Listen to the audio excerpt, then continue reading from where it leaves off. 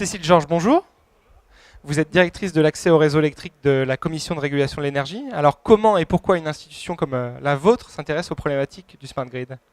Alors pour le régulateur du secteur de l'électricité et du gaz, en fait, les smart grids, c'était tout naturel. Pourquoi? C'est parce qu'une des missions principales du régulateur, c'est de veiller au bon développement des réseaux électriques. Par exemple, on fixe les tarifs des réseaux électriques qui assurent le chiffre d'affaires, par exemple, de RDF ou de RTE ou des autres entreprises de réseau. Et donc c'est à partir de là qu'ils vont pouvoir investir et qu'on les stimule pour aller de l'avant vers l'innovation, toujours pour affronter les différentes évolutions des réseaux. Est-ce qu'en filigrane, il y a également les économies d'énergie, favoriser les réductions de consommation sur le réseau, les réseaux? Ça peut en faire partie, effectivement, c'est un des sujets qui a été débattu dans les rencontres qu'on organise, puisqu'on s'est vu comme facilitateur des échanges entre acteurs, acteurs de marché, acteurs institutionnels, universitaires, chercheurs, enfin toute la chaîne des smart grids. Et donc depuis plusieurs années, on organise des colloques grand public avec les entreprises.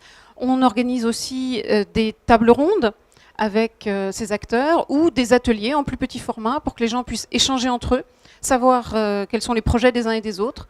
Et je dirais peut-être plus fondamentalement encore, par rapport à notre rôle, anticiper les régulations nécessaires pour lever les barrières qui pourraient exister au développement des smart grids. Alors quand on parle de smart grid, on pense souvent au réseau électrique. Et il y a d'autres énergies. Est-ce que vous préoccupez aussi d'autres énergies que l'électricité? Tout à fait. La CRE s'occupe d'électricité et de gaz. Et nous nous intéressons tout particulièrement, par exemple, aux compteurs certes électriques, mais également au développement des compteurs communicants dans le gaz. Avec l'arrivée de réseaux intelligents, est-ce qu'on peut s'attendre à une évolution des règles du jeu, des tarifs de l'énergie en France?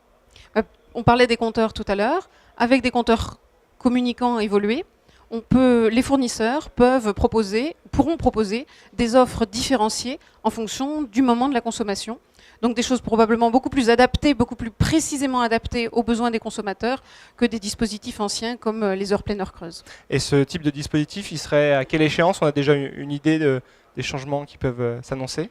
Je crois que la ministre a annoncé un calendrier en ce sens-là, donc assez ambitieux, hier sur le salon.